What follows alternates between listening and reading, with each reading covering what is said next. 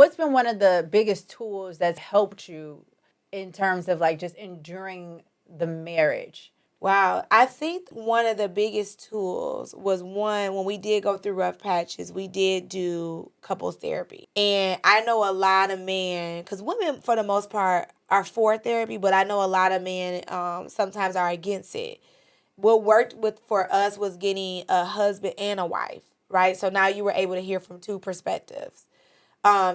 So therapy, I'm a big component of it, right? Because sometimes you just need external work or external understandings from others to understand how to cope with what each other are dealing with. Yeah. So therapy really did help us. And it was moments, I'll never forget, we were doing therapy and it was during COVID. And so therapy was virtual. And trying to do a therapy virtual in couples is very hard. Is it? Okay. And it was one moment we were just going at it. I was like, no, we were screaming, and our therapists are on the phone like, calm down. Like, they're trying to like get us to like recenter ourselves through the screen. It was the most, we crack up about it to this day. But it was so funny trying to navigate that space. So therapy has been I'm a big component of it. Mm-hmm. Me too. And not just when something is wrong, right? Therapy is for maintenance too. Therapy is for maintenance. Therapist is for maintenance too. So not just when something is wrong. And then the second thing I would say is the open conversation to be honest with your spouse. Once I realized that I was very unhappy, I had got to a moment where I was so unhappy, so unfulfilled.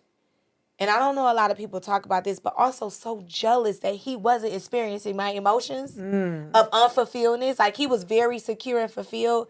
And it seemed like I was the only one that was experiencing this. I remember being so vulnerable and saying, I don't know what's wrong. Because sometimes we don't know. I'm like, I don't know what's wrong. I don't know. I don't know why I'm experiencing this. I love that. So I need to do some more self-work, and I don't know how I'm gonna come out of this, but I honestly don't know what's wrong, but I honestly know something is wrong. And me being open to that and being open to express that to him, allow him to say, okay, when she react in a because sometimes I got really nasty out of just not knowing what was wrong. He was able to receive it differently. Like, okay, she's being nasty to me, but it's not because of me. Yeah. It's because she unhappy with herself right now. She got something. She got something else going on. So I'm gonna give my wife grace to know that whatever she got going on is bigger than she and I. This is her and her. And I can't interject that. Your spouse can't interject your internal issues. Yeah. You know what I mean? And so you have to be open and say, something is happening. And I got so vulnerable because I was so unhappy that I was like, babe, something happening with me. And I thought it was you, but it's something with me. I gotta figure this out. You gotta give me some time. Whew. And I'm happy that he gave me the grace that I needed in that moment.